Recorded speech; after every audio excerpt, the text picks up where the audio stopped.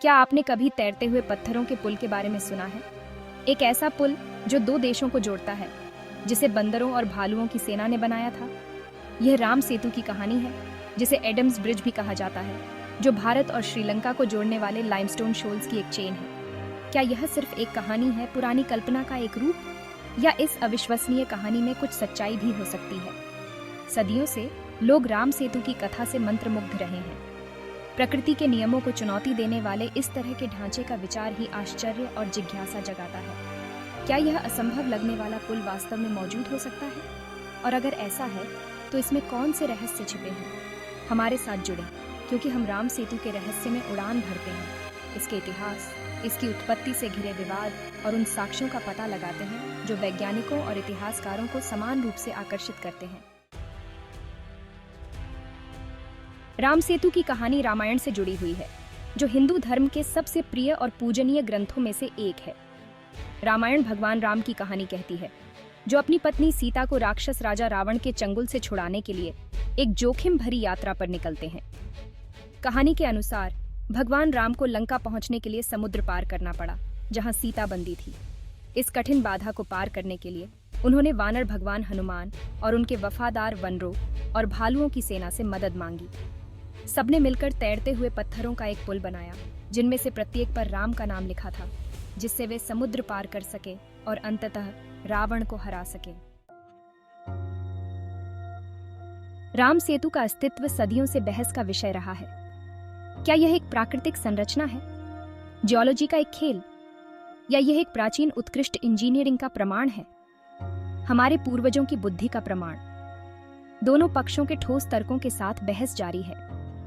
कुछ भूवैज्ञानिकों का तर्क है कि यह संरचना एक प्राकृतिक संरचना है, जो सहस्राब्दियों से रेत और मूंगे के जमाव से बनी है। वे दुनिया के अन्य हिस्सों में इसी तरह के लाइमस्टोन फॉर्मेशंस की उपस्थिति की ओर इशारा करते हैं। हालांकि अन्य लोगों का मानना है कि लिनियर फॉर्मेशन, पत्थरों की असामान्य संरचना और पानी की सतह के नीचे मानव निर्मित संरचनाओं की उपस्थिति कुछ और ही बताती है। क्या यह मानव हाथों का काम हो सकता है, जो गुजरे जमाने के उत्कृष्ट इंजीनियरिंग कौशल का प्रमाण है? चौथा भाग, पत्थरों और रेत में छुपे सबूत। राम सेतु बहस के दोनों पक्ष अपने दावों का समर्थन करने के लिए वैज्ञानिक सबूतों को इशारा करते हैं। जियोलॉजिकल सर्वेज से पता चला है कि संरचना मुख्य रूप से लाइमस्टोन शोल्स से बनी है, जो हजारों वर्षों में सेडिमेंटेशन और मूंगे के विकास के परिणाम स्वरूप बनी है। उनका तर्क है कि इन प्राकृतिक सामग्रियों की उपस्थिति प्राकृतिक उत्पत्ति का सुझाव देती है। हालांकि मानव निर्मित सिद्धांत के समर्थक अपनी खुद की दिलचस्प खोजों के साथ मुकाबला करते हैं। वे पुल के लिनियर फॉर्मेशन की ओर इशारा करते हैं, जो एक उल्लेखनीय सीधी रेखा में काफी दूरी तक फैला है।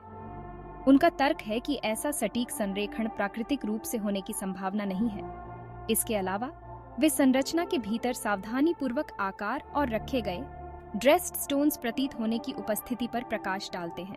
उनका मानना है कि ये निष्कर्ष मानवीय हस्तक्षेप की ओर इशारा करते हैं।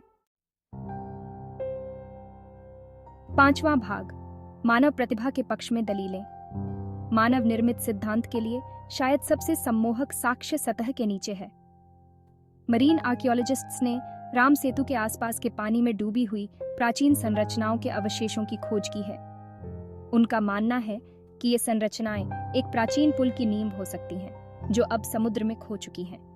ये जलमग्न संरचनाएं क्षेत्र में मानव निर्मित कलाकृतियां प्रतीत होने की उपस्थिति के साथ अटकलों को हवा देती हैं कि राम सेतु वास्तव में एक प्राचीन इंजीनियरिंग परियोजना के अवशेष हो सकते हैं। क्या यह एक उन्नत सभ्यता का प्रमाण हो सकता है, जो इंजीनियरिंग के ऐसे कार्य करने में सक्षम है जिसे हम अभी समझने लगे हैं?